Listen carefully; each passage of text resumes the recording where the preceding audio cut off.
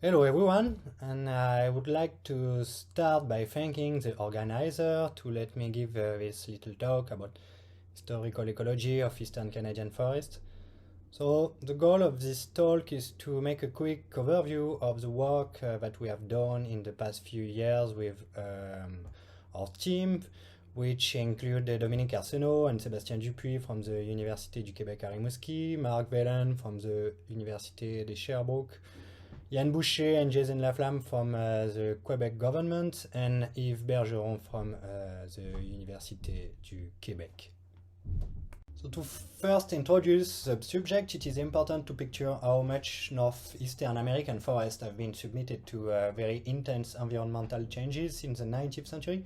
First, we have the European colonization, which from an ecological point of view could be seen as a switch in disturbance regime. Because before European colonization, forests were mainly submitted to infrequent and low intensity disturbances.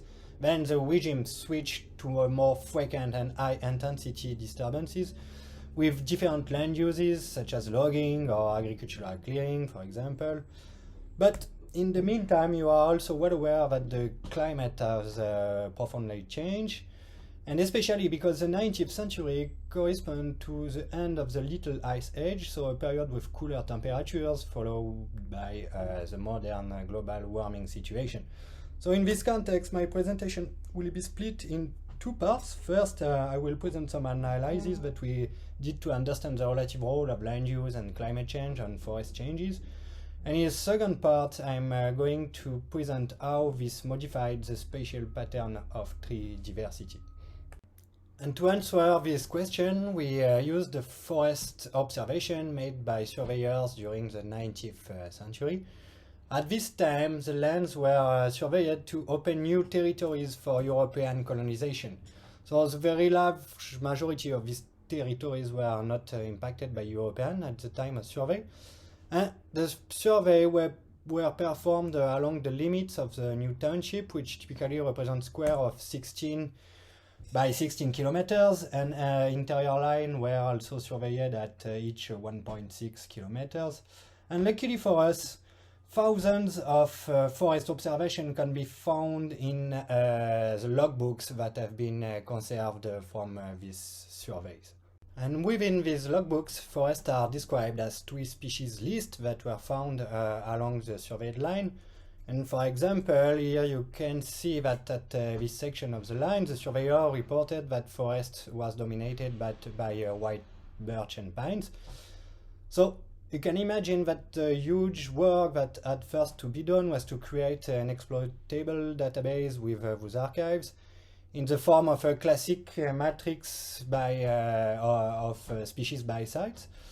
All the observations were also precisely georeferenced, and to give you a little taste of the amount of work, the construction of this database took about 10 years and 10 master and PhD students at the laboratory of Dominique Arsenault in Rimouski. But 10 years later, we have now this incredible dataset that contains more than 150,000 tree species lists, and which cover a very large area in southern Quebec. This historical data can be compared with modern forest inventories made by the Quebec government in the 80s, with, of course, some little methodological arrangement to ensure that the dataset can be compared, but I won't give more detail about the methodology now. So with these raw datasets, we first produced maps of species relative abundance. So here you can see as a forest composition in the 19th century. And to be brief, the story here is quite common in northeastern America. In the 19th century, the forest was largely dominated by long-lived and shade-tolerant conifers such as spruces, pines, and hemlocks, and to some extent also dominated by long-lived deciduous species such as beech or yellow birch. And now, if we compare with the modern forest composition, we can see a switch toward a more deciduous composition with a strong increase in maple species and poplars and birches species. And then, since we wanted to understand which were the relative role of human disturbance and climate change in such forest changes. To do that, we adopted kind of functional approach to reduce the highly dimensional information of single species changes. And so we converted these maps into 4 functional indices that could more clearly depict the relations of forest change with its potential land use and climate drivers. So I won't give you more methodological details here to save some time, but if you're interested in our approach, I invite you to read the paper that will be cited later. So here the maps show the changes in 3 functional compositions indices since the 19th century. And they basically show if the forests have switched to warmer or colder adapted species, to moister or drier adapted species, and to more or less shade tolerant species, and to more or less disturbance adapted species. So these results show that the main trend in forest changes is a switch toward more disturbance adapted and less shade tolerant tree species. And in comparison, the changes that we could expect as a consequence of a warmer and moister climate were not really clear nor conclusive. So this trend were a first clear evidence that human disturbances have been the main drivers of forest changes since the 19th century, and such despite the important changes in the climate regime that occurred during this period in our region. And to go further in this analysis, we also tested the statistical relationships between this change in forest composition and the potential predictors, which were the changes in mean annual temperature and moisture, and the increase in European population as a proxy for the intensity of land uses. And these statistical models showed a clear and significant effect of the increase in European population and the switch toward more disturbance adapted and less shade tolerant tree species. And in comparison, the changes in temperature and moisture did not add any significant or meaningful effects on the changes toward more or less warm and moist adapted species. So we clearly interpreted that as a second solid evidence for the overwhelming effects of human disturbances and land uses upon forest dynamics compared to the effects of climate change. To give a few concluding points on this first part of the presentation.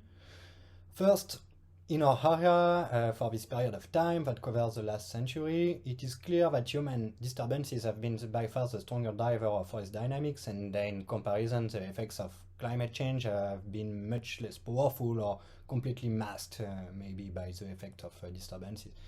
So this may also help to explain why we generally observe strong lags in the current responses of tree communities to recent climate change. And finally, the current and future climate change tend to be more rapid and intense compared to what we had since the 19th century. So to me, it seems clear that climate will play a determined role in future forest dynamics. However, we should be very attentive to the effects of other potential drivers, such as human disturbances and long-term land use legacies, that could strongly influence the ecosystem dynamics and maybe toward less predictable and unexpected trajectories. And before moving to the second part, if you want to learn more about this specific work, I invite you again to read the paper that we published in the Nature Communications. And in the second part of the project, we wanted to understand how land use related disturbances have affected the spatial patterns of tree communities. And when you ask such question about diversity, you generally immediately know that there will be some scale issues. And in our context, we clearly expected to find some different trends depending on the spatial scale. And more specifically, we expected that past land use have been a source of heterogeneity at the landscape scale. And that is because in the 19th century, the landscape was dominated by old-growth forests, which formed a rather homogeneous mosaic. And after that, human disturbance, such as logging, for example, have created a more complex mosaic of forest patches with different histories and disturbance types and ages. But in the meantime, when scaling up at the regional scale, we also expected that land uses have favored the same small pool of disturbance-adapted species and among all landscapes.